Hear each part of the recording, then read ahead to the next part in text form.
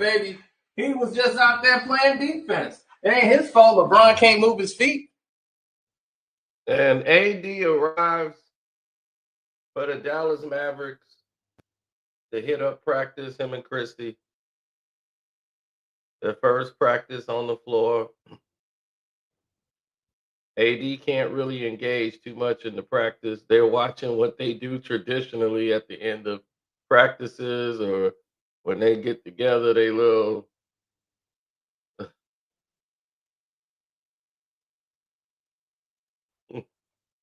camaraderie, all the fun they have.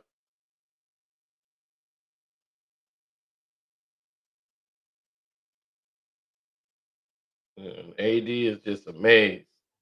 Wow, look at all the fun. Let me get in.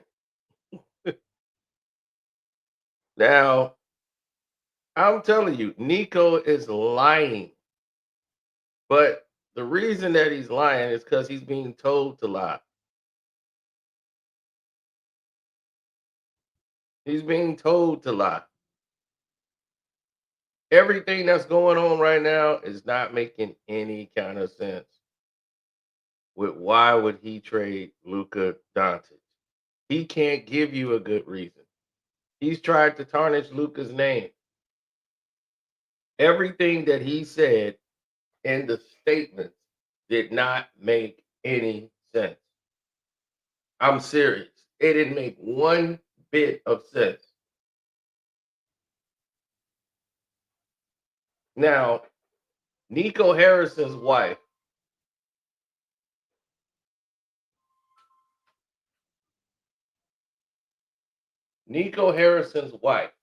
right?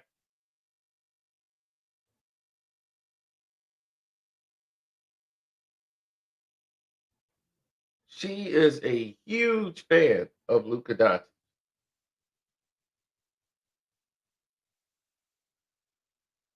She even called her husband Nico Doncic.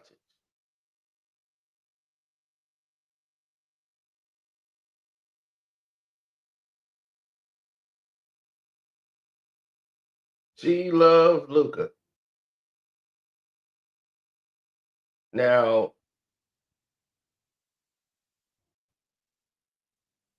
you could look at it and say Harrison is a guy that's controlled by his wife, and that had a lot to do with it. He got mad because Luka and his wife was having an affair. That would look real good on the survey.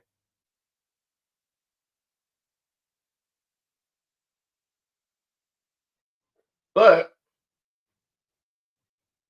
as I told y'all before, Nico Harrison, how did he get hired?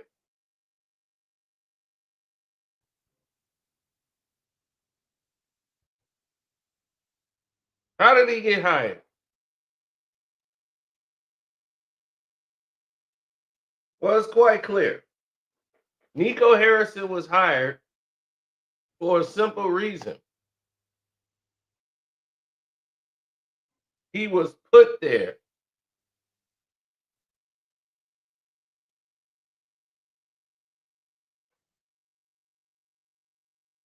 Mark Cuban had to sell his team. That's how he lost control of the Dallas Mavericks.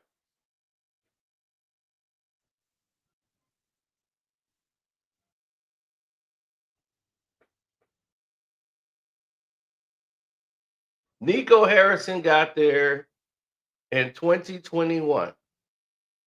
Do you know what he did before that? He was a Nike rep.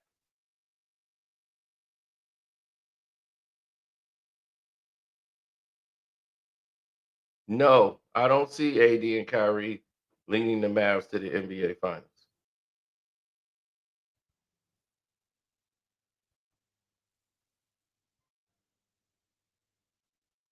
He said, I think the NBA is dead for good, bro. I don't see it making a comeback. I see it making a comeback once LeBron get the hell up out of here and we get back to basketball. But let's get to Nico and what the problem is. Nico Harrison was a rep,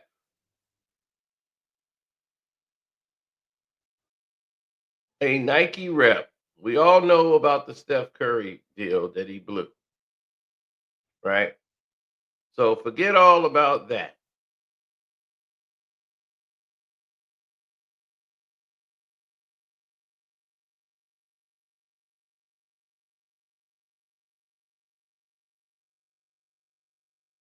Because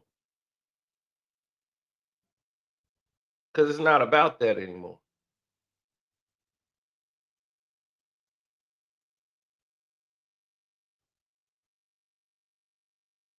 He was working with Kobe Bryant's agent, Rod Pelinka. And Rod Pelinka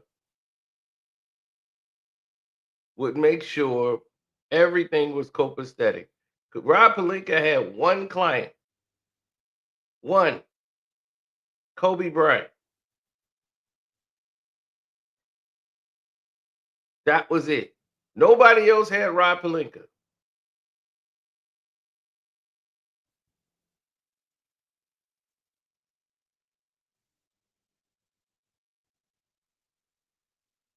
Kobe at Nike was only going to work with one person. One.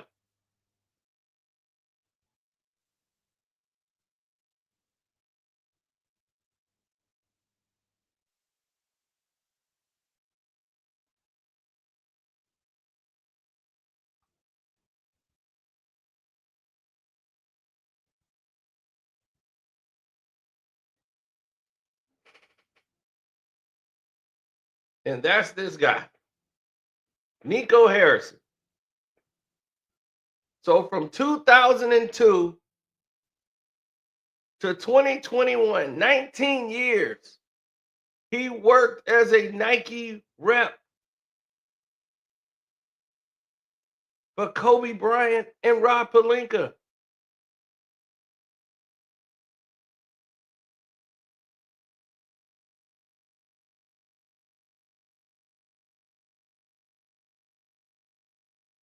When Kobe wanted something done, he went to Nico.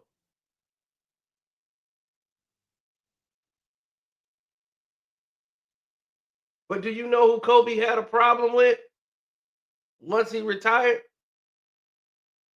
Nico Harrison. Kobe was leaving Nike and designing his own shoe.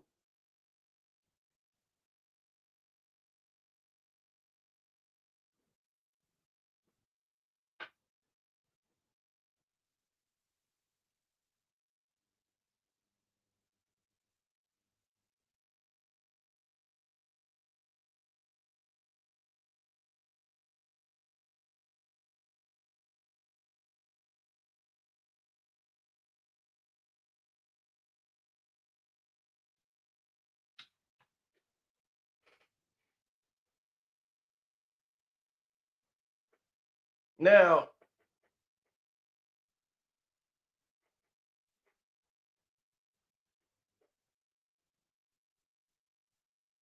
this is what I'm trying to tell people.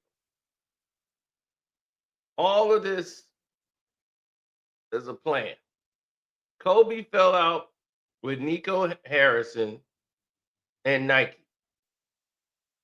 They wasn't putting him as they weren't committed to him as much as they wanted to be to the newer players. And Kobe's like, I'm worth all about 50, 60 players y'all got on Nike right now. Which he was. His shoe was there. And he's like, I'm not gonna let this fall. Y'all letting my brand diminish here.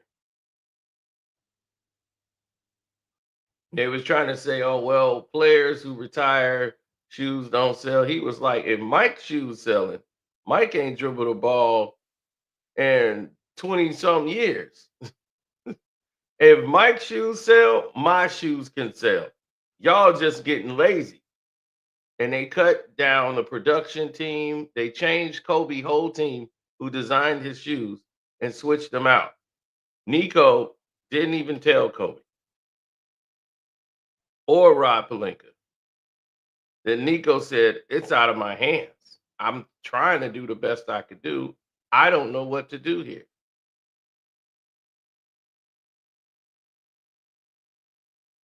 Who was Nico's next big client after Kobe Bryant?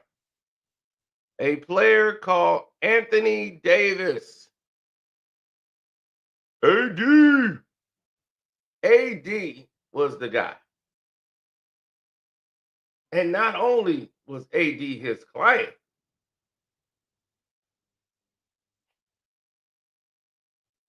AD is his best friend.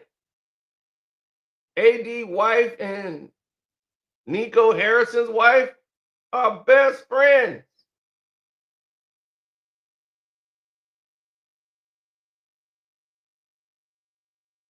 In the off season, they hang out together.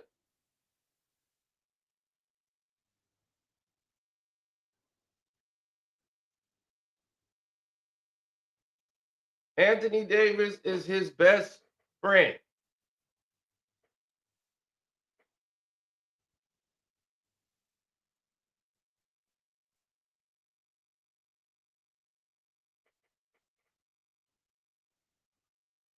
Yep. Now get this. Knowing that Anthony Davis is his best friend, he knows everything about Anthony Davis. Everything. And that's how he knew Anthony Davis wasn't happy in LA. No more. Once Bronny James joined the team and they didn't get a big man, Anthony Davis knew, like, man, I got to get out of here. This was earlier in the season when they were losing.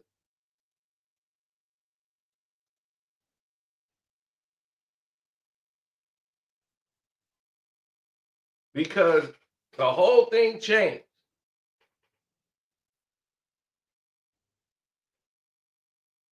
Because he was once again lied to. AD was not cool with JJ Redick being the head coach. They went to the meeting and they lied to Anthony Davis. All before the first part of the season. The Lakers promised him he was going to be the focal point of the offense and that JJ was there and he talked to him and said, "I'm going to get you more touches on the ball. There should never be a game where AD doesn't touch the ball for 5 and 6 minutes. It just doesn't make sense. I'm going to get you the ball." And what happened? There was periods where AD didn't touch the ball for 6 and 7 minutes in a game. So they lied to him. They asked him what he wanted. He told Rob Pelinka, "Man, I feel better at the 4. I don't want to play the 5." I told y'all that at the beginning of the season. Everybody called me a liar. Then last week, you heard AD say the exact same words I said at the beginning of the season in an interview. And then AD's gone. AD never does that.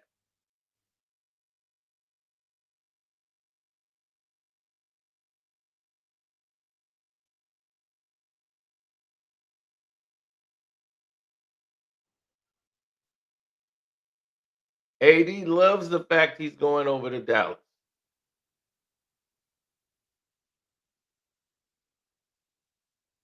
So in 2021, his best friend becomes the general manager of the Dallas Mavericks with zero experience. This is his first NBA job.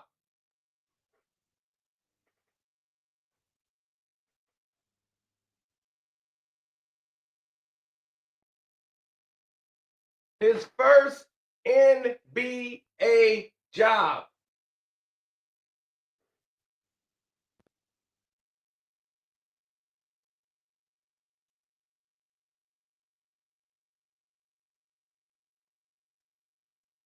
AD knew he was coming here. That interview he did with Shams was staged. He knew he was getting traded. The person that knew they were getting traded was Anthony Davis. He knew he was getting traded.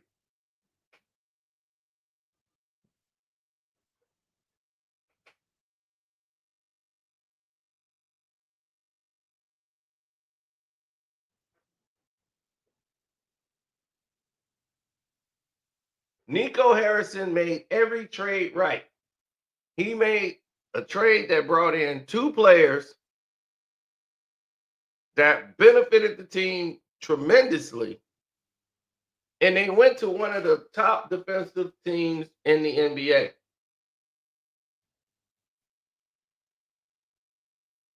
They evolved to one of the top teams in the NBA defensively in the whole second half of the NBA season.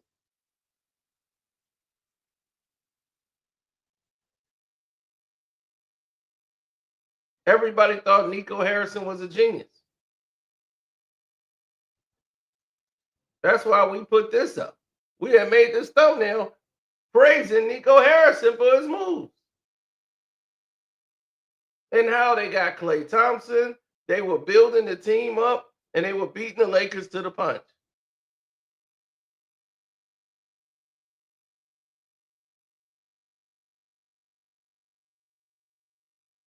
When the truth of the matter is, Klay Thompson wasn't going to sign with the Lakers. He didn't want to sign with them. He did not want to go over there and play with LeBron. He didn't feel that was going to help his career go in the trajectory that he wanted. What Nico Harris did and what he revealed in that time he got up there and spoke, I'm quite sure the NBA wanted to choke him because he talked too much. And when he talked too much, he let a lot of things slip. A lot of things that don't make sense. You're going to trade one of the biggest stars in the NBA and Luka Doncic, and you get rid of him for a bag of potato chips. And you're telling the whole world, Anthony Davis, who's a reserve in the All-Star game, is compatible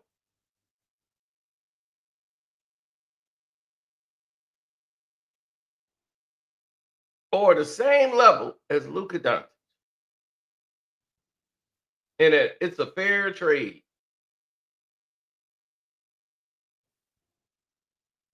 Luka Doncic is a franchise player. He moves the needle everywhere he goes. He's one of the biggest players in the NBA.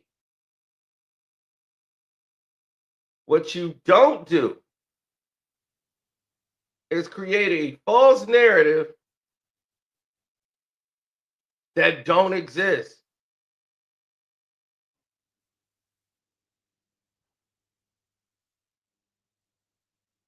I know what you're saying, Tice, but you got to see it this way. It's not about if Luka and LeBron are, of course, they're going to have problems.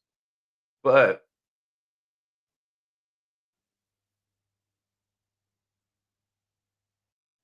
it's not about that.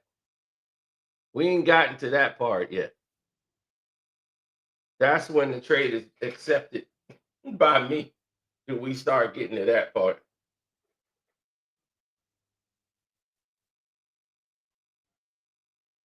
Luka Doncic is a one in a lifetime individual player.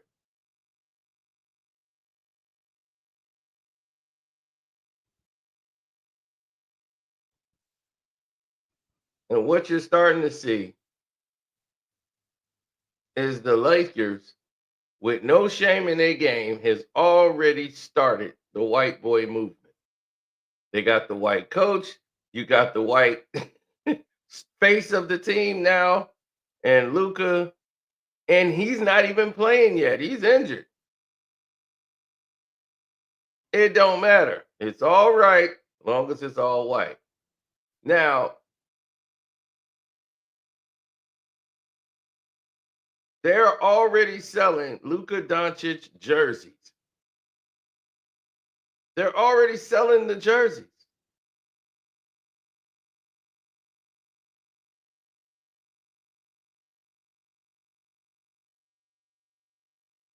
No, Luka's not happy to be there. He's still confused. So he's still trying to process everything. Luka Doncic was not trying, he didn't force a trade. He was buying a house. He was getting ready to close on the house. It was already contracted. And in a couple of weeks, they were going to close on the house. So the fact that this happened so abruptly, it changed the narratives of everything.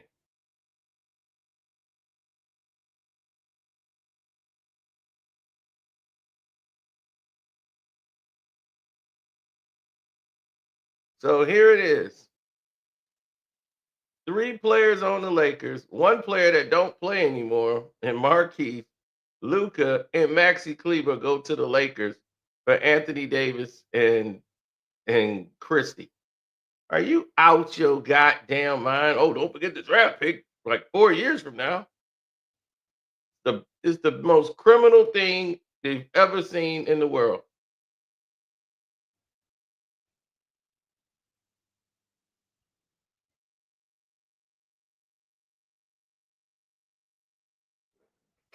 So they wanted to get rid of Luka Doncic fast. Nope.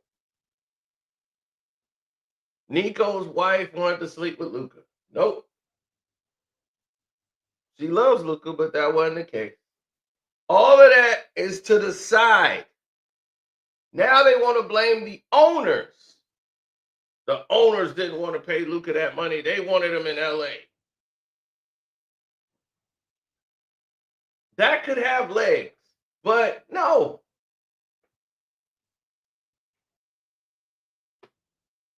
That's not the case.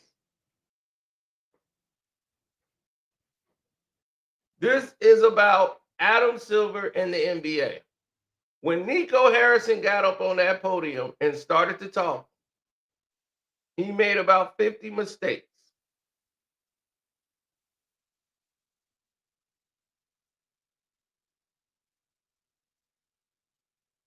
See, most of you, unless you live in Texas, you know there's no gambling in Texas.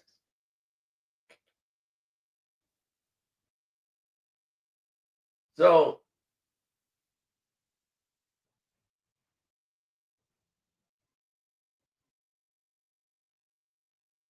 they're saying the owners who own the Dallas Mavericks might move the Dallas Mavericks team to Las Vegas because they own casinos in Las Vegas.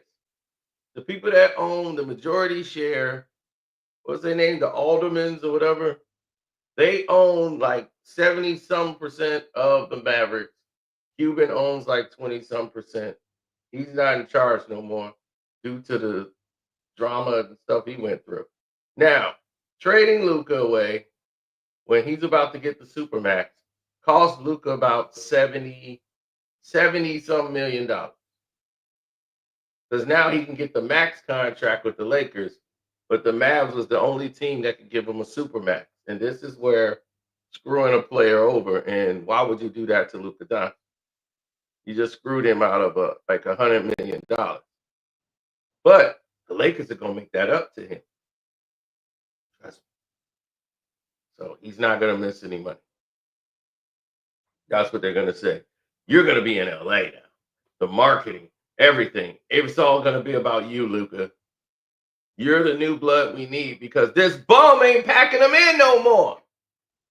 And we can't sell Anthony Davis as the new face of the team. So who's the face now of the Dallas Mavericks? They don't have one. Now,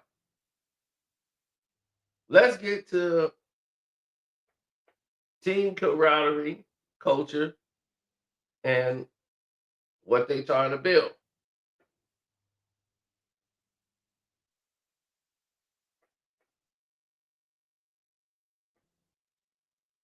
What they're trying to build is box office. Let's build up Boston. Let's build the Lakers up, and let's have our Celtics Lakers rivalry.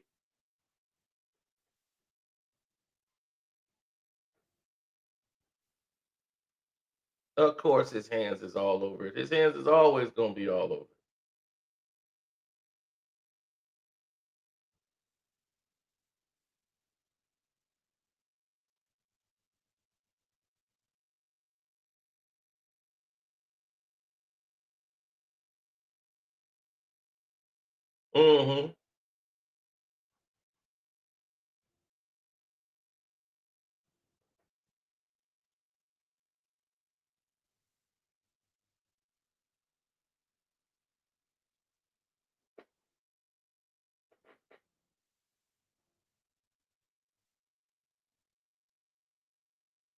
Yeah. So, will the Joker say something? Probably. Probably not. Who knows?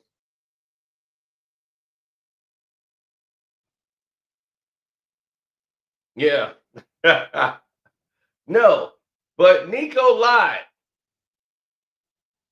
And in his thing, he thought he was saying something that was cool, but it wasn't. Because what the Lakers was saying is that this was done in like 3 to 4 days. This is what Rob Pelinka in his news was saying to everybody. Oh, this deal was done in 3 to 4 days. Oh, this deal was just done in the last 3 to 4 days. And I didn't believe. So then when Nico gets to the stand, and it is the stand, he was on trial. When he gets up there, he's talking about, well, uh, I don't know what to say.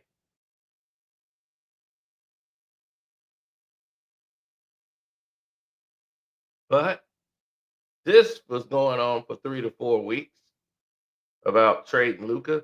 So 3 to 4 weeks, you wanted to trade Luka Doncic just all out of the blue? Mm-mm. Why y'all stories don't add up?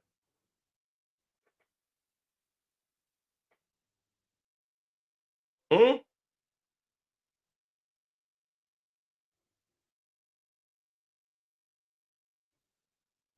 Not the case, ladies and gentlemen. It's not the case. Then he says something else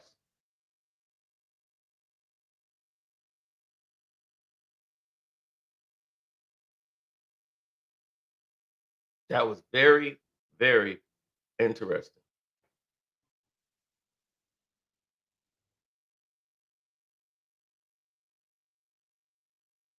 Mhm. He said, and this was key. I want y'all to notice this was the key thing in what Nico said when he sat there with Jason Kidd.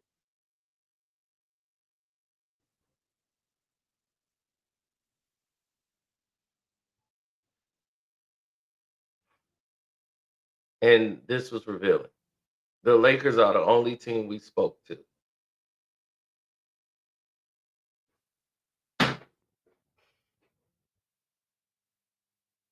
That's the one that's going to do them in. That's the one that's puzzled the entire world. You have the biggest superstar on your team, one of the top 3 players in the NBA today. And you're going to tell me you're going to trade him at 25 years of age. He's getting ready to hit his prime. He's outperformed LeBron James in points, rebounds, and assists in LeBron's time when LeBron was his age. Already surpassed him in numbers. Meaning if he played 22 years, he would break all LeBron's records. But that's not going to happen. But still, looking at it, he's 25 years old.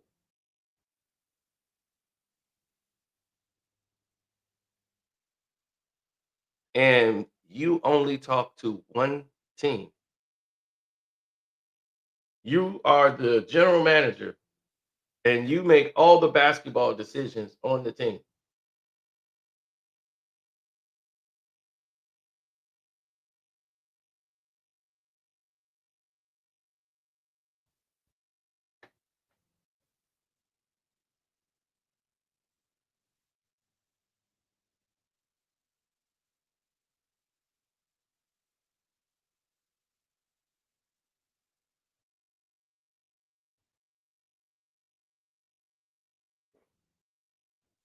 You think this is about wins and losses, don't you?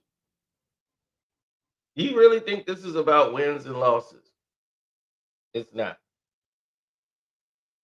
The Dallas Mavericks could win the NBA championship. Guess what? Without Luka Doncic there, it's not even going to matter.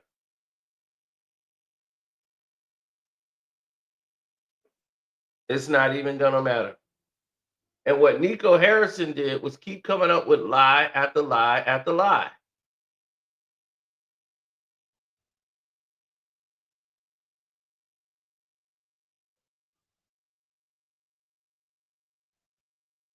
And the person that also knew that this trade was happening is LeBron Ramon James. Did he have anything to do with it? No, but he knew it was happening. And how do they know that? Because they tell on themselves.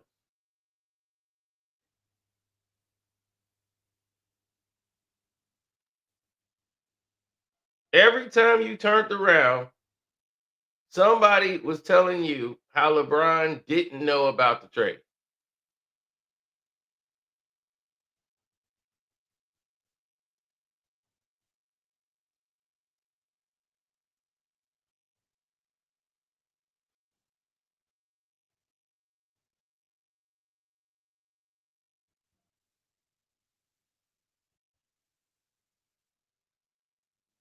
And like all of them work for Clutch. Not involved at all. It caught him off guard. And LeBron James trade, you had a lot of ESPN insiders, ESPN analysts from the jump saying LeBron James, he was not involved at all. It caught him off guard. Man, stop playing. LeBron ain't know a damn thing about this trade. Rich Paul probably ain't even know about this trade till it happened. Man, stop playing. Had no idea. I can assuredly tell you it's a fact. LeBron James had no idea this was coming. He is surprised. He is still processing it. And quite frankly, had no sense that the deal was coming. I don't believe you.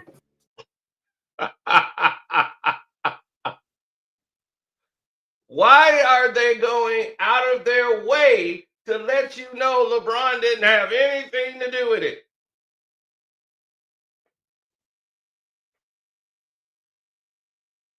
What's good, Eric? The NBA is in big trouble and they got this new TV contract with NBC. That's how it's going to look next year. Exactly. That is why Luka Doncic is in Los Angeles. It's because of the ratings and they are in a free fall. They need to shake it up. And they need to shake it up fast because they got a new contract. They do this every time they get a new deal.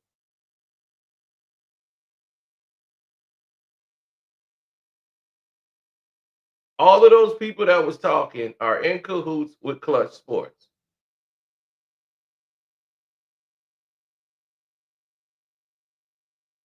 Shams is signed with UTA.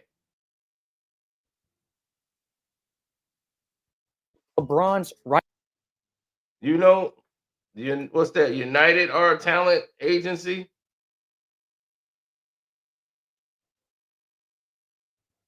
They saying, well, he ain't signed with Clutch. He signed with UTA. And UTA is signed Clutch Sports. And they have a sports division now. So instead of being signed to Clutch, to make it look corrupt, he signed to UTA's sports division, which is ran by Rich Paul in Clutch Sports. So he signed to Clutch Sports. The corruption is in.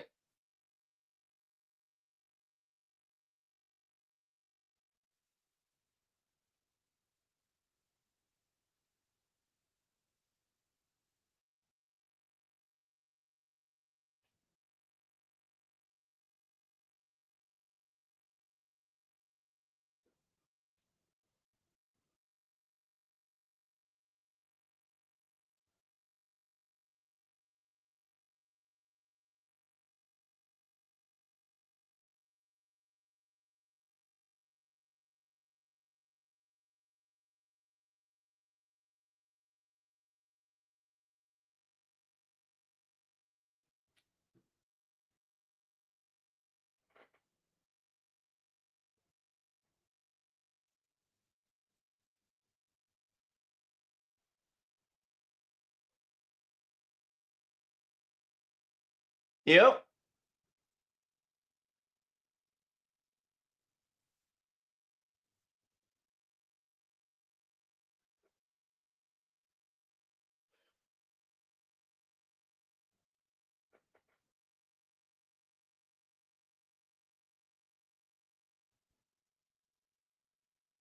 Mm-hmm.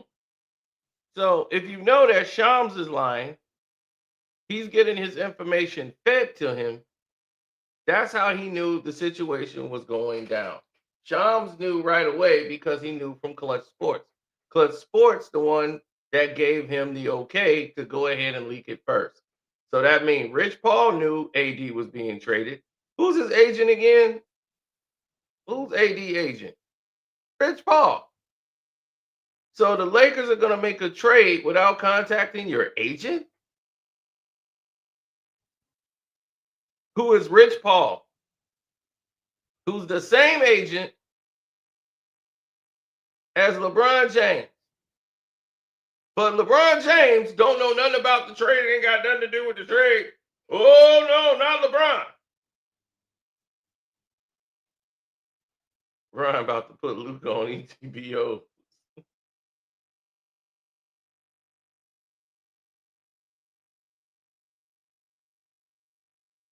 No, I don't have to watch Whitlock. Whitlock don't have to do much here. Nope. Whitlock don't have nothing to do here. This is laid out before you. If you watch the NBA, you know what time it is. They just signed a new deal. Do you see where the ratings are going? They're at all-time lows, and it doesn't seem to be pulling itself up. They have been in a panic mode ever since. They thought the play-in tournament was going to turn everything around. The NBA Cup. All of these changes they're making, altering the whole system of how the game works. And fans are tuned out. And they don't understand it. Because they think everything revolves around LeBron.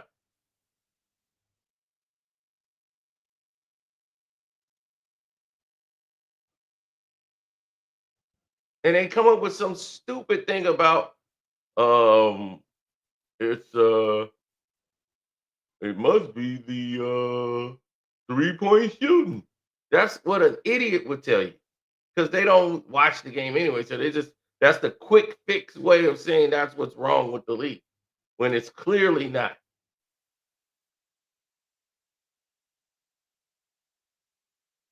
You see, when LeBron is being the face of it all, you're starting to see the downpour of what's happening. and their NBA Finals ratings have been dropping to an all-time low. Now, why is it doing this? It's not because LeBron James ain't in the NBA Finals. It's not because of that. But when you're down 40% in ratings, that's massive. And you just signed a $76 billion deal. You're going to have to do something to change things around. So you're going to take two of your biggest assets and put them together on a super band group. Now you got to get this team to win. Oh, don't worry about it. We're going to put some more people over there. But what about this second apron and all that? Oh, we'll work our way around that. We don't like teams loading up unless we load them up ourselves.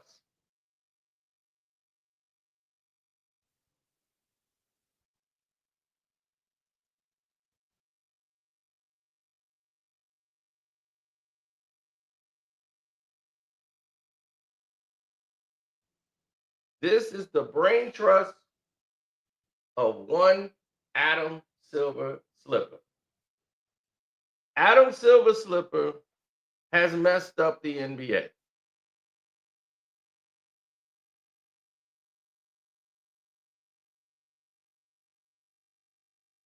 And he doesn't believe it. He's the only one that's delusional who doesn't think it's not because of the fans. They saying, look, the ratings are down this season. The dip is not equate to the lack of interest in pro basketball. He comes out, if you look at other data points in terms of our business, we just came off the last 2 years of the highest attendance in league history. Yeah. And other national outlets before the NBA Cup championship, we're at a point where our social media audience is the highest of any league and continuing to grow exponentially. So it's not a lack of interest in the game.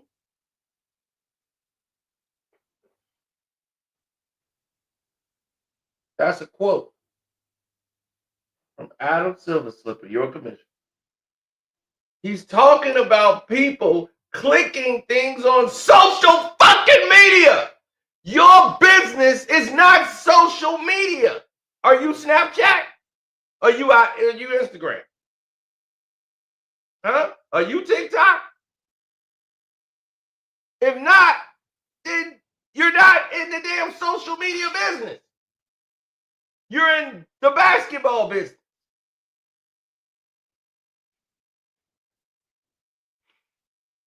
You care more about this international cup than you do your own league, because this international NBA cup is your brain trust, your child. This is what you care about. You pay the players more if they win the NBA cup than they get paid winning the NBA finals. Where does that make sense? Where does that make sense, Adam Silver Slipper? It doesn't make sense.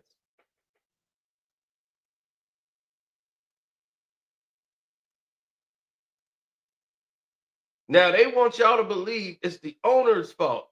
The owners wanted Luka and them out because there's no gambling in Texas. So they own the casinos in Vegas. So if you move Luka to the Lakers, then the Lakers become a powerhouse, which make people go to Vegas to gamble. They don't have to go to Vegas and Cali to gamble no more. You could bet on your phone. They ain't got to go to Vegas. They're going to make their money from people in there anyway that go visit Vegas or whatever. Okay? What they're trying to do, for the people that wanted to blame the owners, they're not basketball people at all.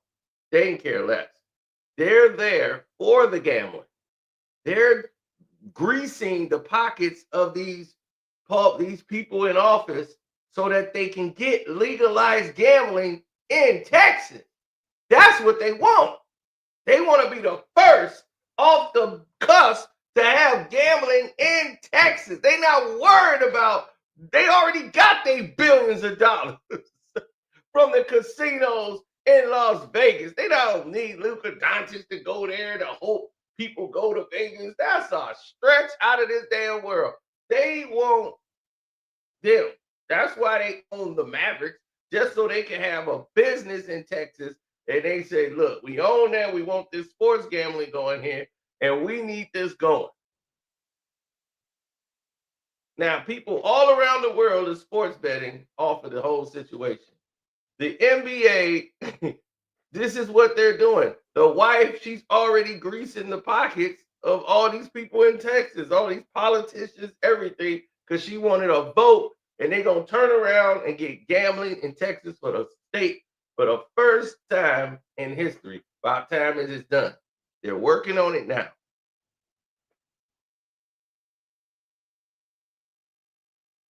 Yes, I know more than you, and I'm not in Texas. Let that sink in.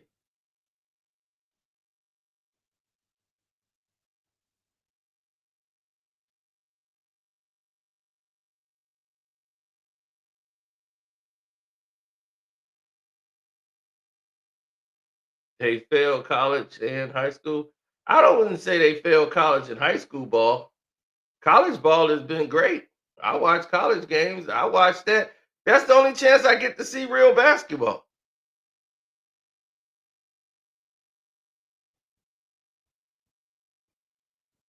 That's the only time you're going to get to see real basketball.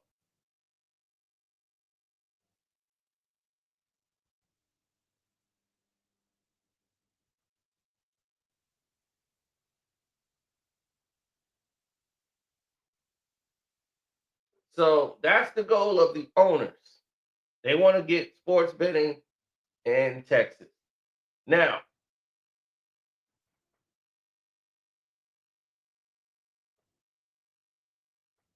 they don't have any control over what's going on in Dallas. That's why they got a guy hired, Nico, who never was a general manager, didn't work his way up to be a general manager. He was a gym shoe rep at Nike. He was a rep at Nike for 19 years. Never had any experience being a general manager, but he made some great deals. Changing the team to a more defensive tone team, and the Mavericks became one of the top defensive teams going into the playoffs last year, and they made it to the NBA Finals, and everybody was playing good defense. So I don't even understand how this year it's all about the defense is not working.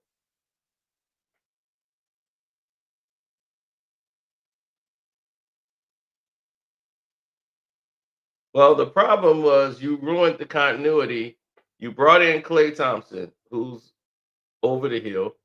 Klay can still hit a couple of shots and everything, but you're sitting down a guy that needs to start and play, and defensively was giving you guys the push you needed.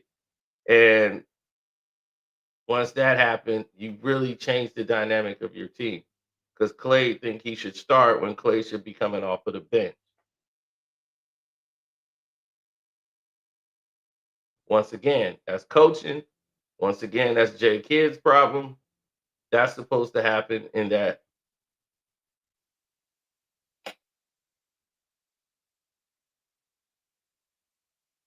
Yes, the Celtics will lose tonight.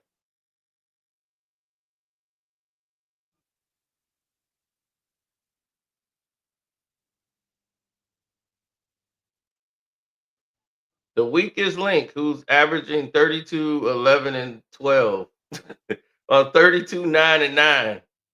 He's the weakest link on your team. God damn. People are something else, ain't they?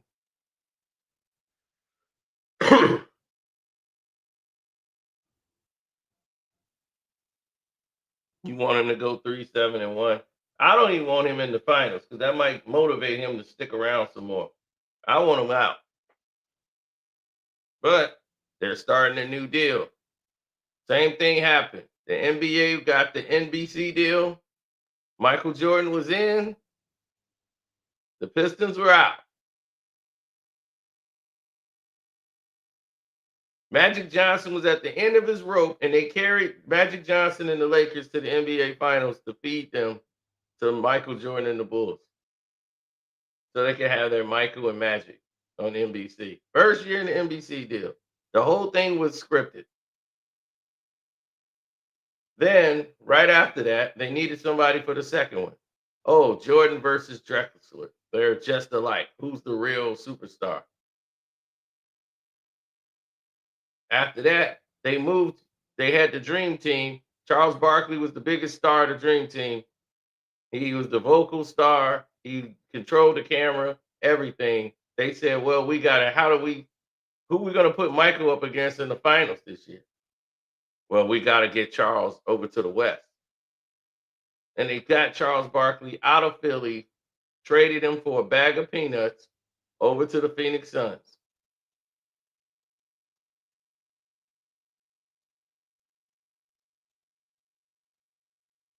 So the NBA has been doing this for years, forcing trades, forcing players to go to where they want them to go.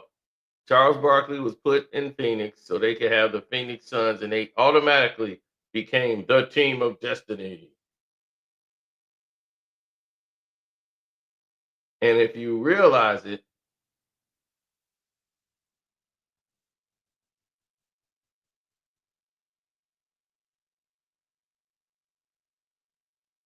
right, if you realize it, they really lost in the first round to the Los Angeles Lakers,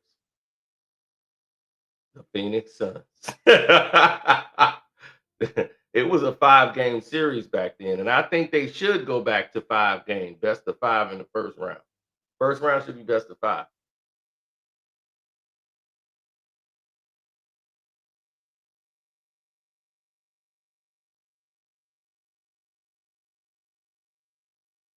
Mm-hmm.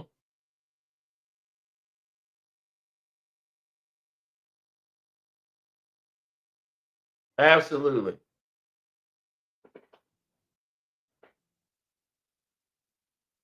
LeBron knew that this trade was going down.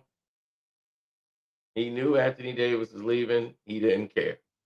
Anthony Davis wanted out. He knew. He talked to Nico. They told him, like, it's going down. It's real. It's happening.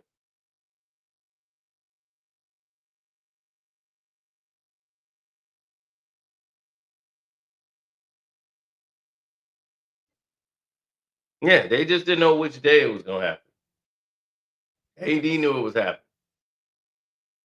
He didn't know all the particulars. He just knew this is happening.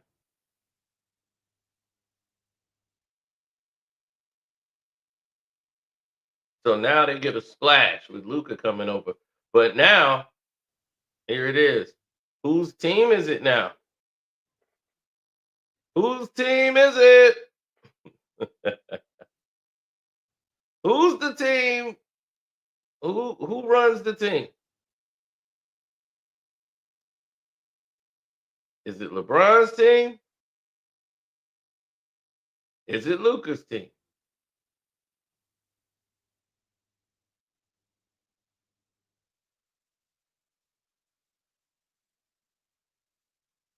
Luka's gonna say all the right things. They're not gonna have to worry about it. But like I told you, as long as it's all white, it is all right.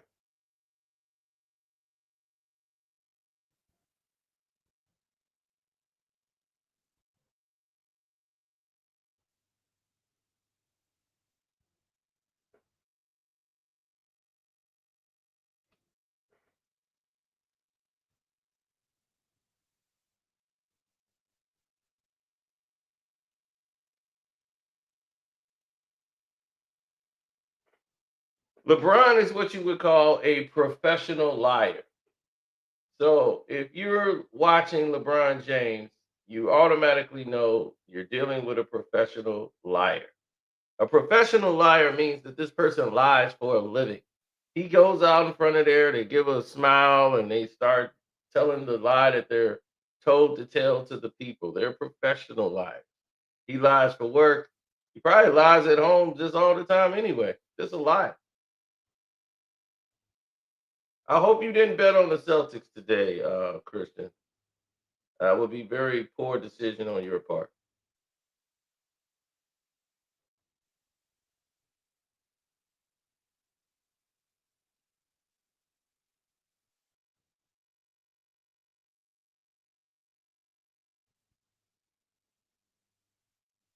The Cleveland Cavs will show y'all again what basketball is all about.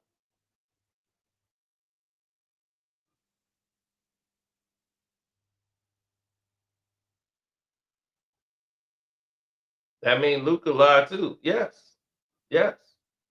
Every word that came out of his mouth today was damn near what he had to say. It's always been a dream of mine to play with LeBron James. That dream's going to become a nightmare real fast when he wants to bring the ball up and then you want to bring the ball up. Yep. It didn't work with Russ. He said, "Oh, it's your team. It's your team, Russ. Yeah, you got the ball. I only want it. There you go. I'm going to play off the ball." Both guys are not off the ball players. Luka is not strong off the ball. He's strong with the ball. This is a guy who averages 9, 9, and like 30.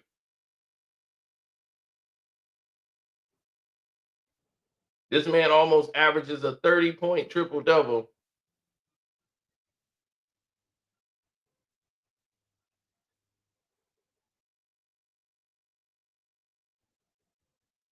And we're supposed to believe in the nonsense that LeBron James is spewing. LeBron James, one of the worst human beings ever formed.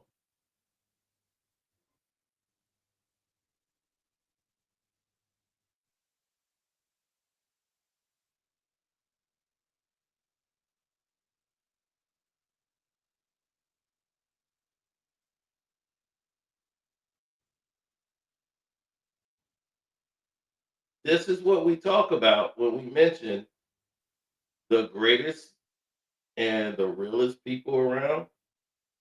You know, when we start throwing those words around about greatness and what it details.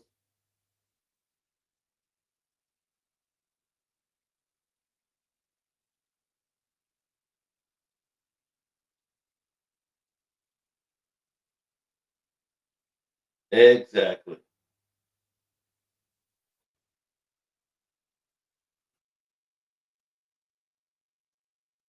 Nope.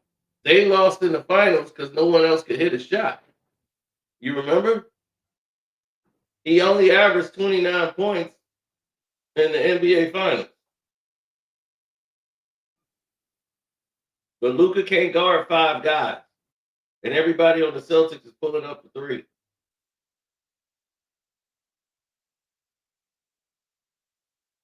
Well, it's not their fault that that happens to be the case.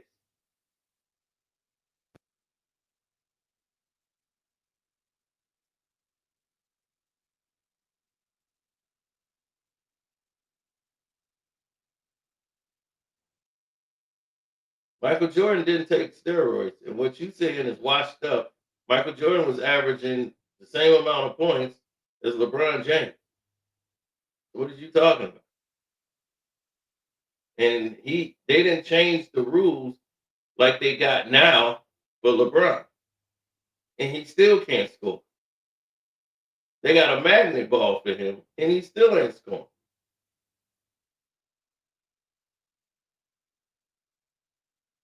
Rodney, learn something first. People feared Michael Jordan, even in Washington.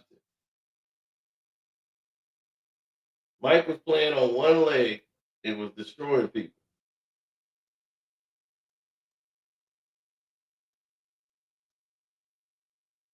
Well, let's see how much you love it when y'all lose.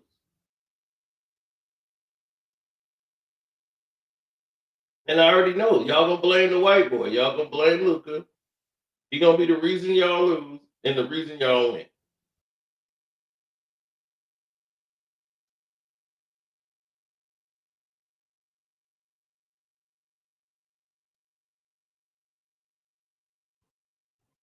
Oh, 100%.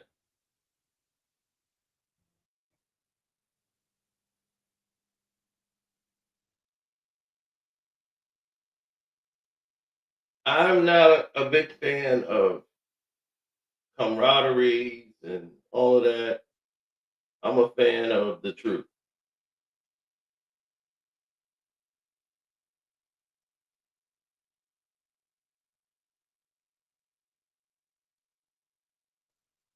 The white boy's the better player. It's about basketball.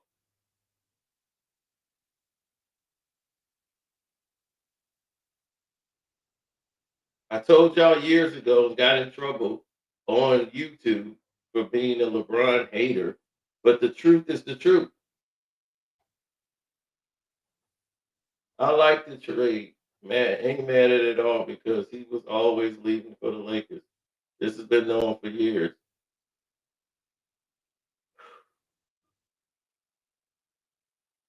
I thought he would leave 3 or 4 years ago, but they started to build a team around him. He was not for to leave Dallas and leave $345 million. He was going to buy a house. The house just didn't get closed on. You don't buy a new house if you're getting ready to leave the team. He had no idea what was going on and the way it happened. Luka had no clue. Now, to do that to a superstar of the league, not have the sense enough to go over there and have a conversation, that's what pissed off the NBA players. Is the fact that Nico Harrison never went to Luka Doncic and had a conversation and said, hey, I'm about to trade you. That's the part that's weird. When you normally sit down or your agent, would have a conversation and it would go from there.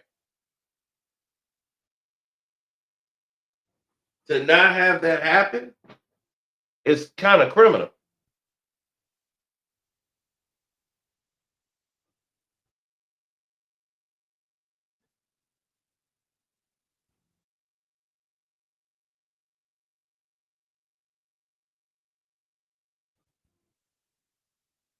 Yeah, they took a picture together too, because everyone said they looked alike when they was at the game.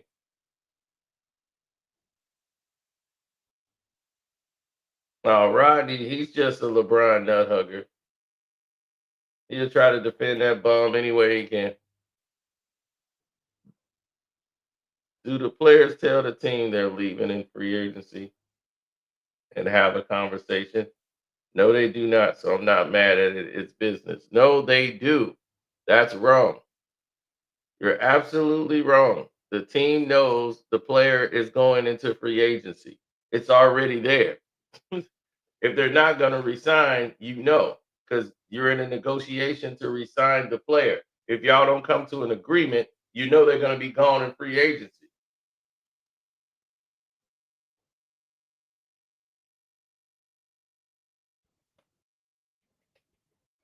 They do notify the team that they're not going to resign and that they're going into free agency. They just don't disappear and they go. That don't happen that way. The teams are notified.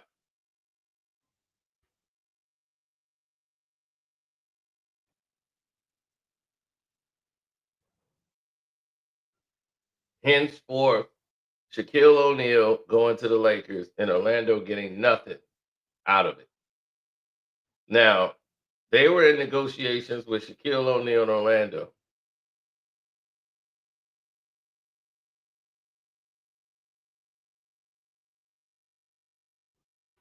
No, that's not an opt out.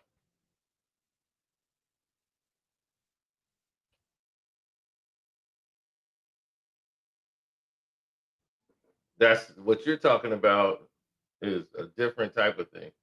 Now we're talking about you are a free agent. You're free to go, not restricted free agent.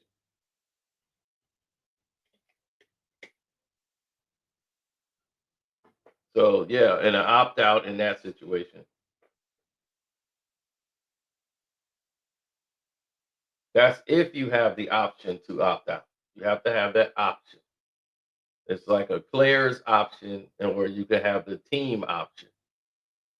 So if you have a player's option, then you could choose. The choice is yours. But if it's the team's option, then the team can choose if they want to keep you or not at the team 2 or 3 years or whatever years they come to an agreement. Now,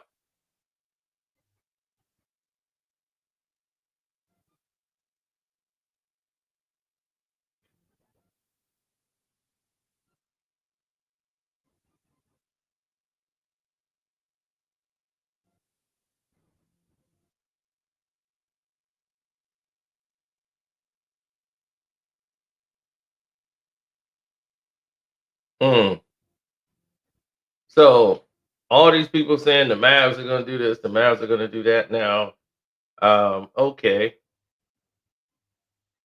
let's get to the point. And they say this is a great trade for Dallas. How? Trading for PJ Washington and getting Gafford over there was key. Okay. You help build up Lively. AD fits in where? You already got Gafford and Lively. So AD's going to be where? Who's not getting the ball? Now, AD's going to be going to one spot, throwing up shots. Who's going to get the ball? Who's going to be the star? Oh, Kyrie's the star. Kyrie gets hurt. He's injury prone at times. AD is definitely injury prone. Okay, if AD go down, now who's leading the team? I just don't understand. Um, it's just baffling to me. I don't see them having sustained success in this trade. Now,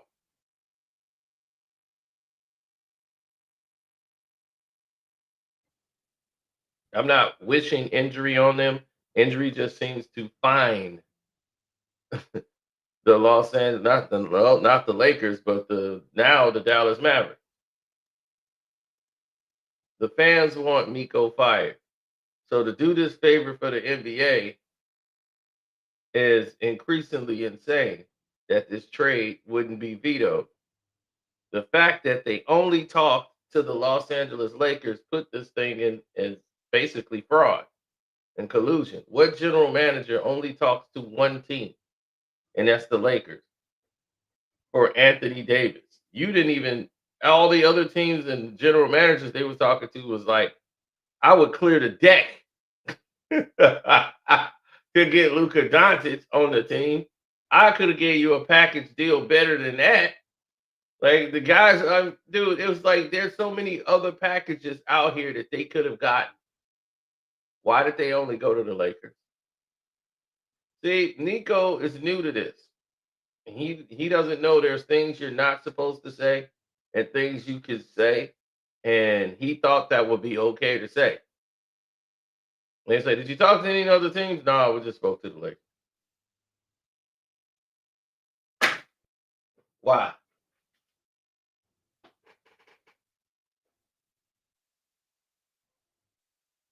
Nico only wanted AD. Apparently, yeah, his guy, the guy he knows, because he knows if I trade for Anthony Davis is not gonna say I'm not gonna play. They're gonna have to trade me. They're gonna just have to move me. Anthony Davis is not gonna say that. Do you know why he's not gonna say that? Do you know? Do you know? Do you know? Because he loves it over there. He wanted to leave Los Angeles. Nico already know they're best friends. That was his agent for every year he's been with Nike in the league into 2021. That was his Nike rep. Is Nico.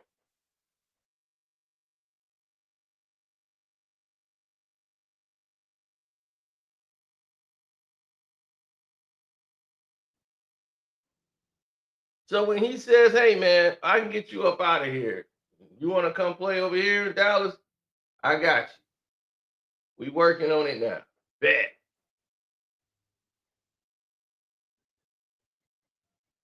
They knew. And we all know LeBron's a liar. The one guy comes out and make a statement about LeBron pushing AD out the door. LeBron jumps up immediately. That's an open lie. He didn't say thanks, AD, for the memories. He didn't say thank AD. Thank you, my brother. Much success to you. You did this and that. You was the greatest. I'm still processing. Now he's still processing, so he can't talk to the public. But he can come out and do that. It don't make sense.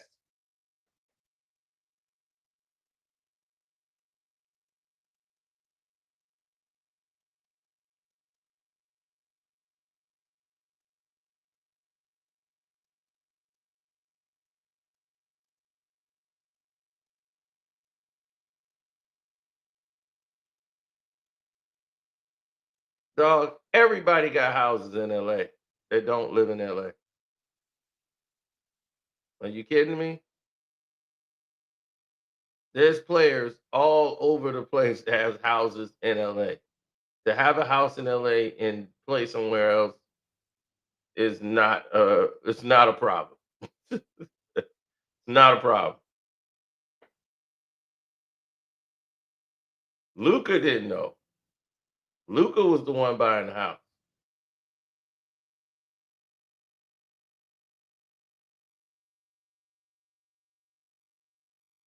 Good thing he didn't close on the house.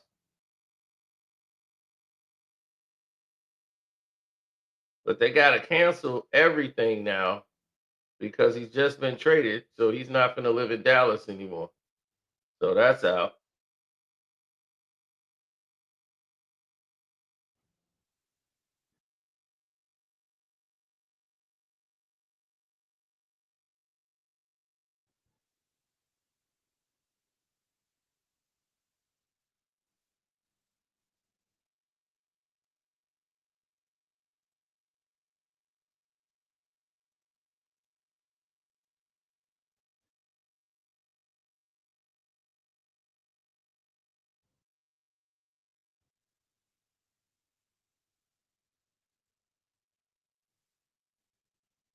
Mm-hmm. Well, Shaq did some slimy things because Shaq has a problem with his ego. So he ended up screwing over the Orlando Magic when they were hopefully in a good faith deal to sign him. He took Jerry West deal. He said, I want to give more money to Alonzo Mourning. I can't have Mourning get more money to me. So Orlando was gonna sit down with him and close the deal, but they let him go to LA, and that was it. They should have closed the deal before he went.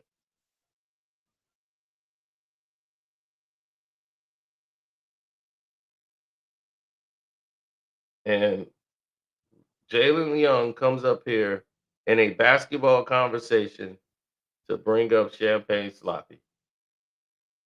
Mm, mm, mm. Wow. Wow. Really?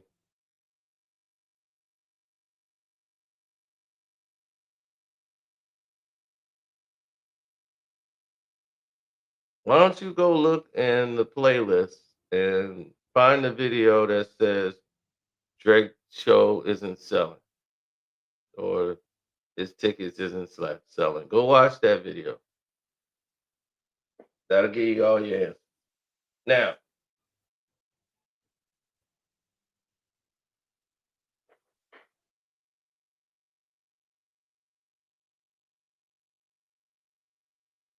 this trade alone makes me to go. This is why LeBron can never be considered because it's like, did you win or did the people around you win? This is why he has no finals moments. He has no good NBA final moments. There's no moments of LeBron in the NBA finals that you remember that they even show except for the chase down block. That's it.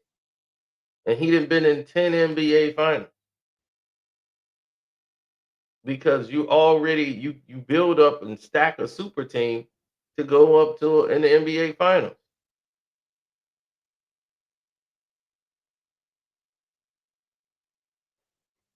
So now LeBron's got an MVP candidate on his team.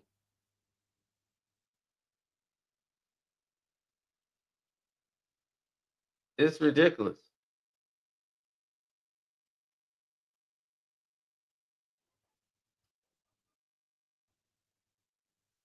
It clearly is ridiculous.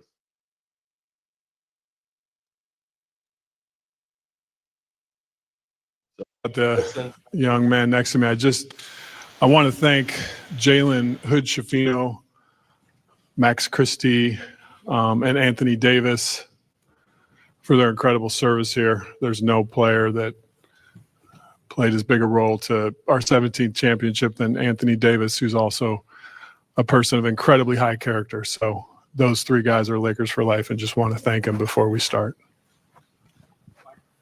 No.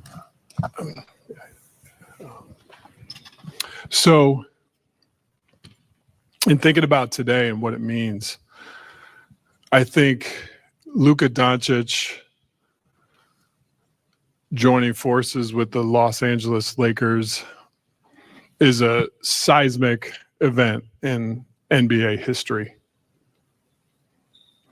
And the reason I say that is because we have a 25-year-old global superstar that's going to get on the stage of the most popular and influential basketball brand on the globe.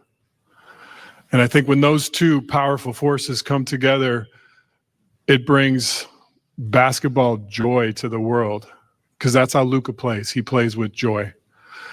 And if you think about kids in Barcelona or kids in Buenos Aires or children in Shanghai or Sydney, they're going to be wearing a number 77 Luka Doncic Lakers jersey and bringing joy to basketball just like he does. And that's why it's powerful. I think the leadership of Adam Silver and the way he's bringing the game to the world, you see it in Europe, you see it in Africa, what the NBA is doing. And now we have one of the game's biggest superstars, an international player coming to join the Los Angeles Lakers. It's a convergence of all those forces. And I think it's going to be something incredibly special that the NBA and basketball has never seen before. So to get to this place, there's a couple people I want to thank. First and foremost is Jeannie Buss. She's so supportive.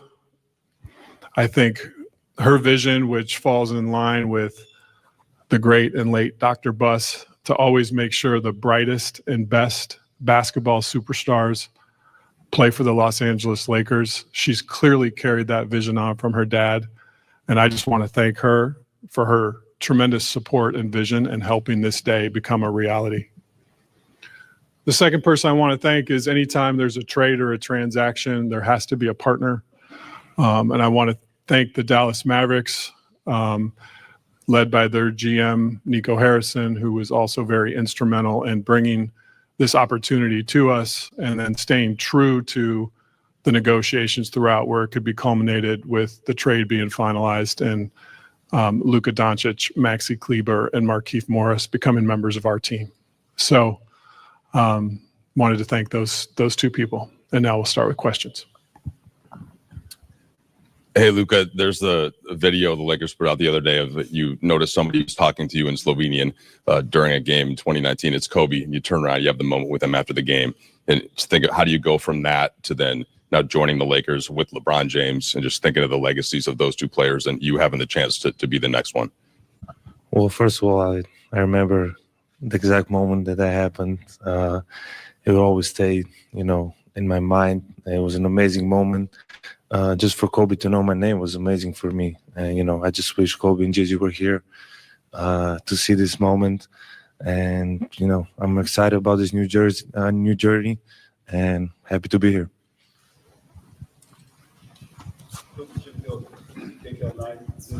First of all, welcome to Los Angeles. When you walked out, you saw all of us here standing here waiting for you to come. What's your reaction to seeing all of us here to welcome you to Los Angeles? Well, first of all, it's very nice. There's a lot of people here. I don't think there's ever been so many people in my press conference. So I really appreciate all the support. Luka, welcome to Los Angeles. I'm curious, what's your reaction been the last 48 hours to some of the comments coming from Dallas on your way out the door to join the Lakers? I'm just excited, to be here to start this new journey.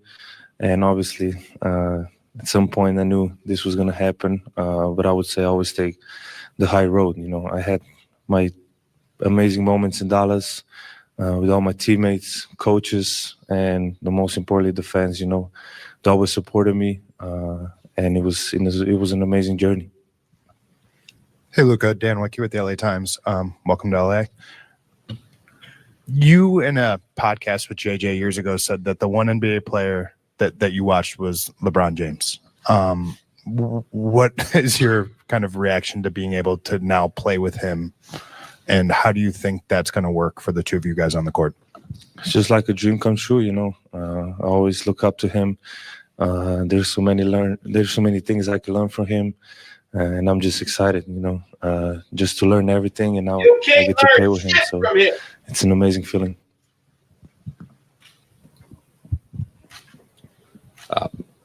Zdravo, Luka. Jovan Buha with The Athletic.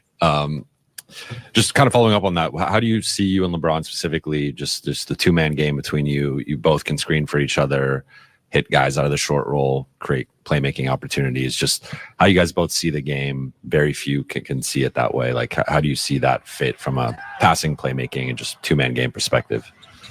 Yeah, I think we both make our teammates better. I think our IQ is very high, so I think that's going to help everybody. But obviously, I really haven't think about basketball much these days. But I'm just excited to work with him. I work every day here, so every day that goes by is going to be better. Luka, Kobe Price, SoCal News Group. Welcome to LA. Got one for both you guys. First for you, Luka. I think you even wrote in a social media post that you thought that Dallas is going to be a place that you're looking forward to win championships, staying for your career. Emotionally, what have the past 48 to 60 hours been for you in coming to LA? Well, it was hard first. That first day was really hard. I felt like this last 48 hours was 1 month. Like 2 days ago was 1 month ago. So emotionally it was really hard. But every day that like today was much better. I'm just very happy to be here for this opportunity. It's the Lakers. It's one of the best clubs in history. So I'm excited to be here. And for Rob, Nico was speaking with reporters, I believe on Sunday after the trade. He praised you specifically for, keeping the negotiations between you two up until I imagine the final moments. At what point did you, introduce this trade idea to Jeannie? And what was her initial reaction when you told her about it? Yeah, so this all started with the coffee in Dallas where Nico approached us with the concept. And because there was a partnership and a history of travel in the world between Nico and myself working around Kobe Bryant, there was a fabric of trust in the discussions. And these type of deals are incredibly intricate and complicated. And along the way, we knew there would be 248 insurmountable snags to get to the end. And there were. And so over the course of, 3 weeks, call it, an issue would come up and we'd think there was no way to climb the mountain and we'd figure out a way. Then the next issue would come up and you just keep going and you stay committed to the work. You stay committed to trying to get the deal done in a partnership sense. I think a lot of people talk about negotiations in terms of who won and who lost. I try to approach a negotiation in the sense of how do we build a partnership where we can get to the end? And I think that was the lens that that we worked and the premise we worked under. And when the concept was initially introduced to us, it was, hey, the only way we can even have these discussions was if it's between owner and GMs. And there was a commitment to that. And if we broke that commitment by talking to anyone else, this day would never happen. So I think trust was at the center of all those discussions. And I called Jeannie after the coffee in Dallas and brought her in immediately, as I do with everything.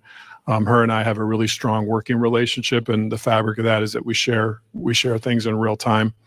And she was extraordinarily excited and hopeful that we could get to the end, which we were able to do. Hey, Luka and Rob, Melissa Rowland, Fox Sports. Over here. I have a question for both of you guys. Obviously, from the league's biggest superstars to fans, people were shocked that the Mavericks were willing to deal a 25-year-old superstar in his prime who has another 10 years at least ahead of him. What was both of your guys's, I guess, Rob, what was your level of shock that this was even on the table? And Luka, what was your level of shock that the Mavs were willing to deal you? I try to take everything in stride. I think, it's interesting if all of us watch Luka play.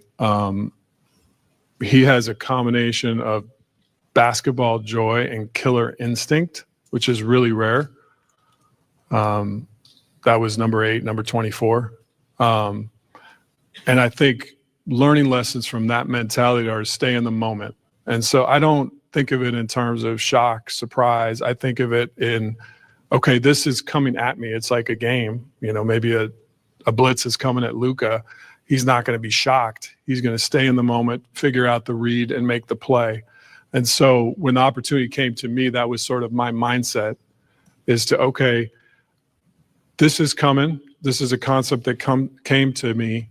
Now, how do I process this mentally to get the deal completed? And right away, when it was brought up at the coffee, my mind started churning. There were so many complicated things. We have the Mavericks are hard capped at the first apron. The Lakers are up against the second apron. There's trade kickers. There's going to be a third team that's going to have. So my gears were turning about the deal the same way his basketball mind is processing a play. And so I just tried to live in the moment. And I tried to carry that with me for 3 or 4 weeks as this was unfolding.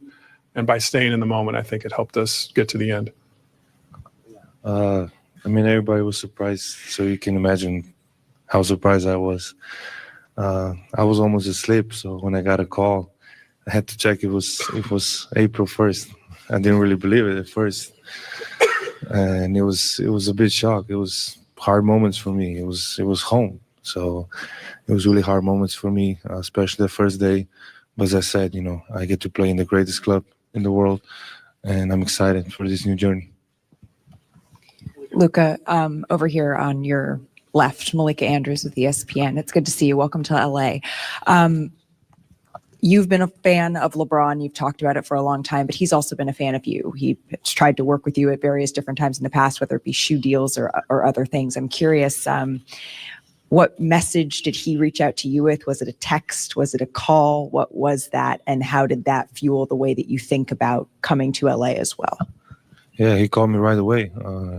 He was in New York, so he called me right away. And we didn't talk much because, he said, I understand what you're feeling. But that was really nice of him just to call me right away and welcome me to LA.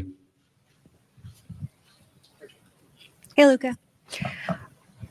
We've heard from so many other players across the league, Anthony Edwards, Steph Curry, Giannis, talking about their shock at this and also what it means for how teams feel about players and how no one's really safe, quote unquote, to use Steph's words.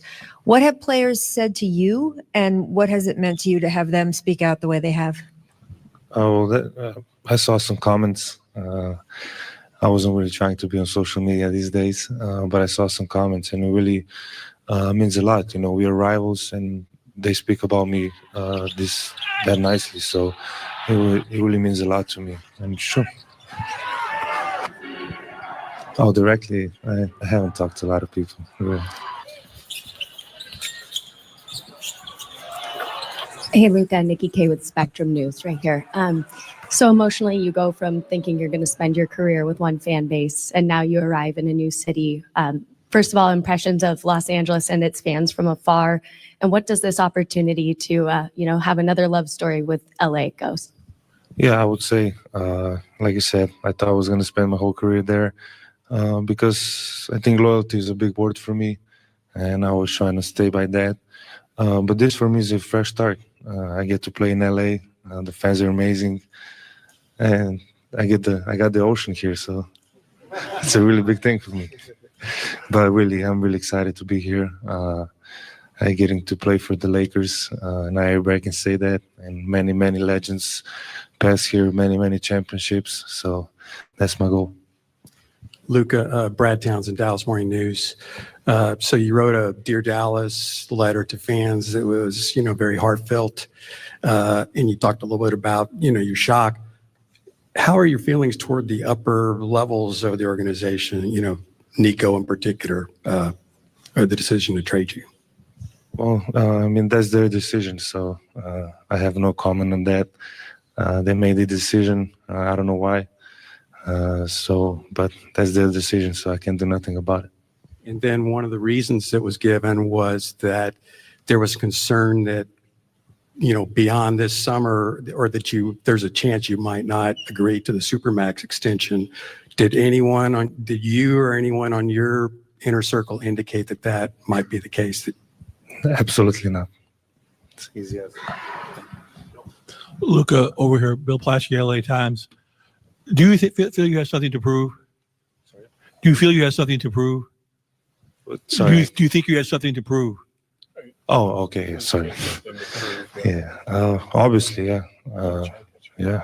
That's it. Win the championship.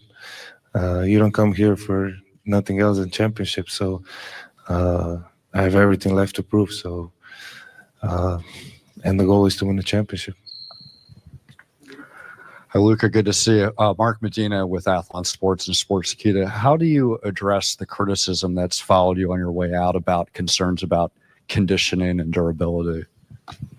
So it's a motive. I know it's not true. I know, but it's a motive.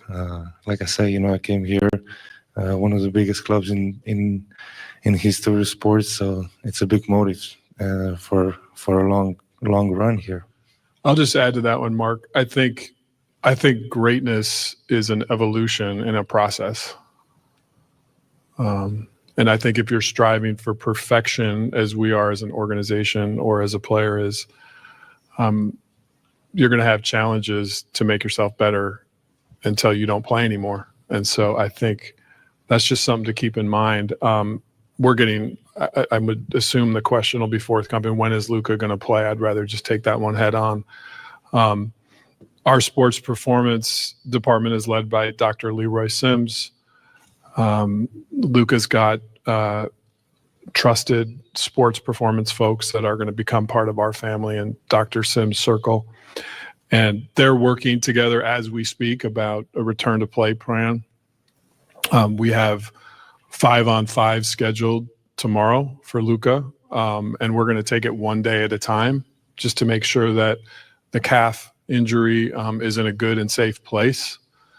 So I would truly say at this point he's day to day. We're going to take it one step at a time. But if all those days go well and Luka feels good and confident, he'll be in a game soon. But we're going to partner with him. And I should mention, too, his amazing team who's now part of our family, led by Laura Beth and Bill Duffy and the rest of the folks that are here today. When we make decisions around superstar players, and we partner and collaborate with them, and that'll be our process with Laura Beth and Duff, who are incredible at what they do. Jared Greenberg with TNT. Rob, you stole my question there. I was going to ask Luka, I guess more about that, just hear from you what this process has been like. You've gone through it now 4 times with this calf. So what have you done to get back on the court? How are you feeling? And how confident are you in that this won't be a reoccurring injury? Well, for the first time, I took my time, get it to heal 100%. Other times I think I just wanted to go back on court playing basketball and not really be healthy 100%. So this time I just took my time, which was normal amount of time to get back to 100%. Luka, David Pingalore, KTLA. Over the last couple of days, I talked about your conditioning, but maybe your lack of defense. What is your commitment to being a better defender? Yeah, I think this year I really stepped it up honestly, and it's just being more active, more vocal, and I think I did a step ahead this year, but I need to do more steps ahead. So that's what I'm planning on. Hey, Rob, just obviously make a blockbuster move like this. What is your balance of thinking long-term with 25-year-old and then also just the short-term, knowing that the deadline's coming up on Thursday, just balancing the long-term vision with the short-term? We know that our roster has continued work to do to become complete. And just to be clear around the vision for our roster, we're going to build a roster that fits JJ Redick's philosophy, his basketball philosophy. That's something that we believe in, that we support, that we want to lean into. So in terms of roster decisions, JJ and I collaborate extensively around that and fitting how he wants to play. We know we have a need for a big. The market for bigs right now, leading into the last 2 or 3 days of the trade deadline, is very dry. There's just not a lot available. So maybe we'll be able to do some stuff around the margins. I would say in terms of a big move for that position, it's probably more realistic that would be something that comes in the off season. But Luka will be at the center of that as we build for the long term. We want to format a team that fits JJ's coaching style and his strengths and his needs to help us win a championship with the other people that are also on our team right now who are going to be a big part of that winning as well. But your question was about long term, so I'm speaking more to long term. Luka, I know you had about 13 games as a teammate with JJ in Dallas, and it just wondered what that was like for you, the relationship that you formed, and then your thoughts about playing for him as a coach. Yeah, I mean, first of all, he couldn't move at all, so it wasn't good. No, but it was a great relationship. I really respect him. You don't see me go on podcast. I went on his podcast twice, so you know how much respect I have for him. So I'm really excited that I can play for him. Rob, good to see you. Along the same lines with the trade deadline and all of that, the window for Luka, 25 years old, coming off a finals appearance last year. LeBron, 22nd season, 40 years old. Like, what's the urgency level to have this team in the immediate future reach championship contender status? And whether that immediate future is between now and Thursday or the offseason going into next year, just kind of what is the view in terms of the timeline to get this team to be able to contend? The urgency is ever present. From the first day I started taking this job till I sit in the chair right now, there's always an urgency to win championships. That's what the Lakers set out to do. That's the expectations of our fans, and we're going to put in the work to constantly try to do it. At the same time, you have to be realistic. And if there's not a championship big on the market right now, I can't wave a wand and create that opportunity. We'll continue to work and look for areas that we can complete and fill out the roster.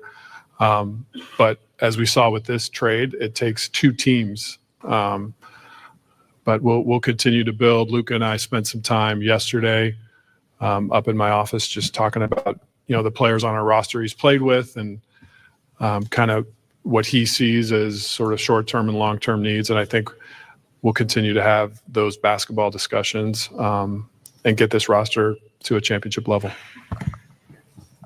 Luka, Mike mentioned JJ Redick, your former teammate. You've got Maxey and Markieff over there. Dorian Finney-Smith is a player you've spoken very highly about in the past. Greg St. Jean was a coach you've worked with. How is that going to help as you take on this crazy life change, having all these familiar faces be here for that transition? I think that's a really good thing, to come to a new place, but still know some people. And I think that's mentally, I think that's a really good thing. And they're going to just help me, the guys that were here, it'll help me like learn new stuff about LA, about the team. And, it's just helpful to see friendly faces. Edwin Garcia, Silver Screen and Roll. My question is for Pelinka. Rob, when you're talking about a championship caliber big and aligning with JJ Redick, what do you think the values in that position are required in the modern NBA? Versatility, mobility, a vertical lob threat. I think that's a key to the spacing that Luka likes to play with. Competitive. I think, those are some of the core things there. Those players are hard to find, but we'll accomplish the task that's before us. We'll find a way. Rob, over here. As far as just the future and the moves that you're going to be making, designing the roster, planning, how beneficial and important is it for you just to know you have Luka, you have maybe a decade that you can use as a roadmap in terms of just every decision you're looking to make? It's a gift. We're talking about a 25-year-old that is top 3 player in the universe. I can't think of a more amazing starting point to build a roster for the next decade. And I know he has the drive to win that we have here. Our fans are going to see that every night on the court. I know up here he might seem calm and casual and quiet, but we know the alter ego comes out, and we'll see it at crypto.com soon, and I can't wait for it. Thanks, everyone. Jersey color.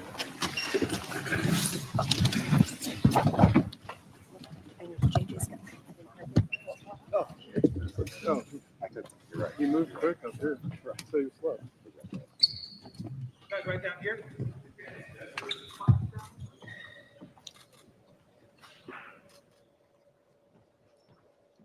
There it is, Rob Pelinka, Luka Doncic, JJ Redick, as the Lakers introduce Luka to the LA media and their fans at the UCLA Health Training Center in El Segundo. Rob called it a seismic moment in NBA history. Luka talked about his emotions in leaving Dallas, his excitement for the Lakers, and his motivation to get it done. Tell you what, Geet, he knows right away. This is a championship franchise, and he wants to contribute to that. He made that very clear. Threw in a couple spots of humor, too, which I appreciated, including JJ Redick. He played with him. He didn't move real well when they were teammates. That was at the end of JJ's career, but can't wait to see how that relationship off to a fun start percolates here. All right, more to come on Access. Allie will join us with more interviews from the UCLA Health Training Center, including a one-on-one with the first Laker to wear number 77.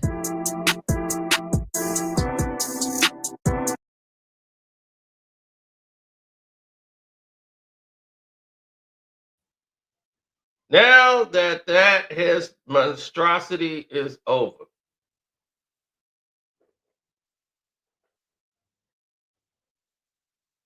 right?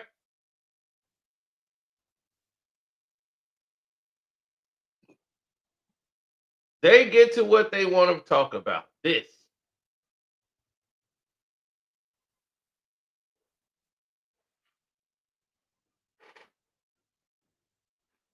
Let's get to it.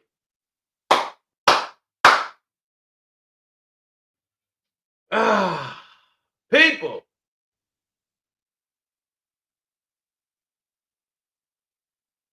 Let's get to the Greeks. All you LeBron fans who in here like, I know you mad. We got Luka. Oh no. This makes your guy, the guy that you say, this guy here, the guy y'all say is the king, this just eliminated him out of the conversation. You had to go run and get a white boy who's better than him, who I told you was better than him 4 years ago. I told you that because this bum been shitting the bed.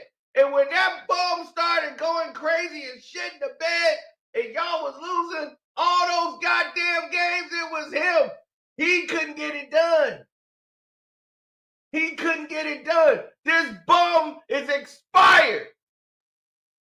He expired in 2018. Throw him out the fridge. Get him out the fridge. He's done. It's expired. Throw it away.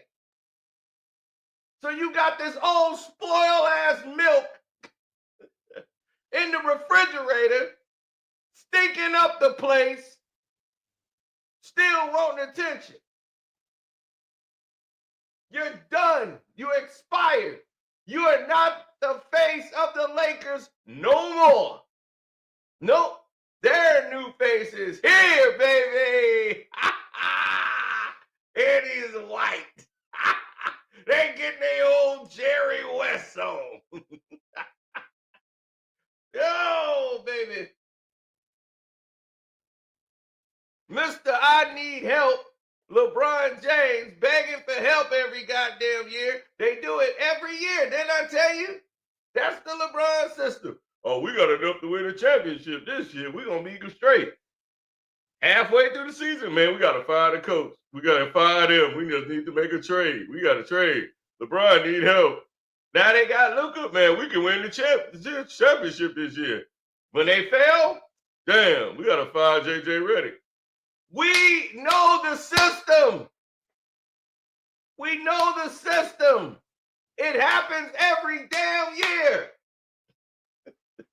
You fired Darvin Ham for no reason. You fired Fogel for no reason. You fired everybody when the big person that you can't fire is the bum that's stinking it up. And when this bum right here is stinking it up, y'all gonna be the ones stuck.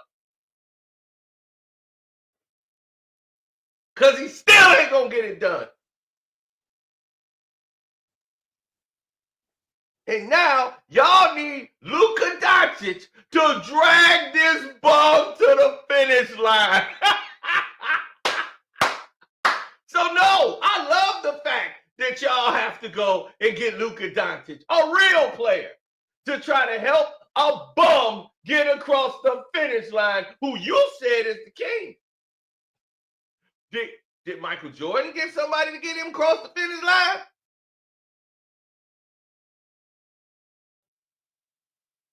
Did Kobe have somebody to get him across that finish line? He ain't go out and get nobody. They're gonna be, no, he got Pau Gasol. Pau Gasol's a role player. That's why they traded him away. The brother was the better player. Mark was better. But the Lakers said, y'all keep Mark. We don't want no rookie.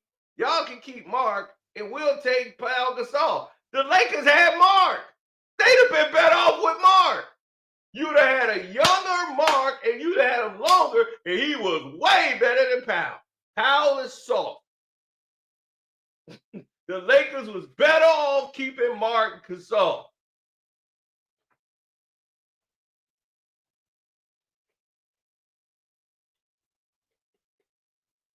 The Lakers, no, I know what they're doing. They're running the same play they did with Kobe Bryant, except for LeBron ain't Kobe. Okay? He got way more help than Kobe had. Kobe went to 3 NBA finals with Sasha Vujacic, Jordan Farmar, Lamar Odom's on crack.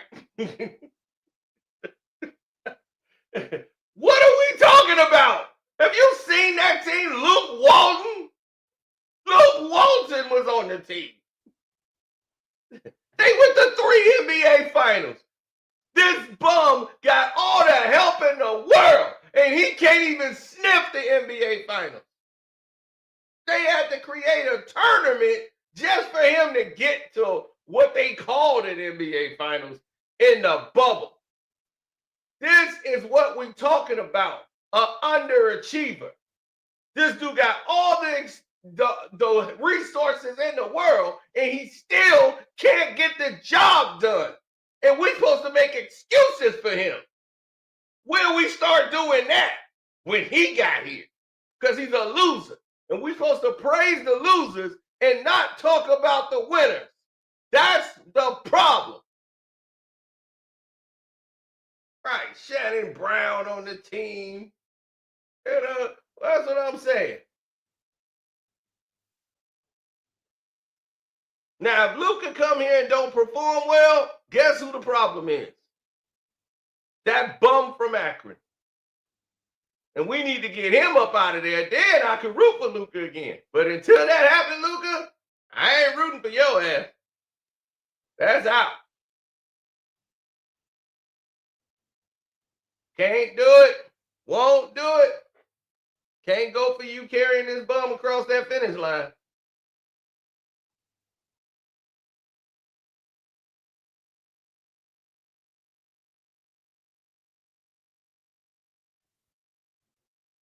He said LeBron already won his championships. He don't need anymore. You right. He don't. Tell that to the Lakers. Hey, LeBron already won. He don't need no more. They're going to be like, he ain't win us one. We all got the bubble. Remember the bubble? We don't count that shit. Boston winning for real. Yeah.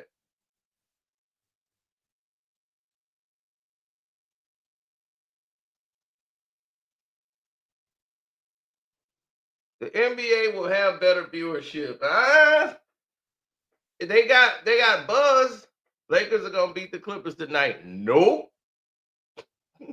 Nope. Don't you believe that? Boston losing tonight, and so are the Lakers.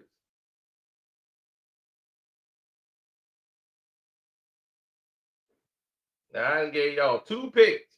Lakers are going down. I might go live for that game.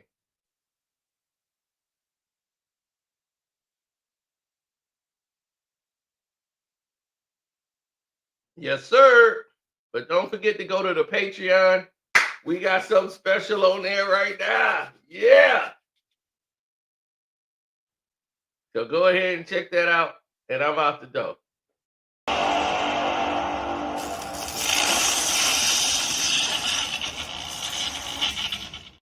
Shouts out to Kwame Brown, Buzz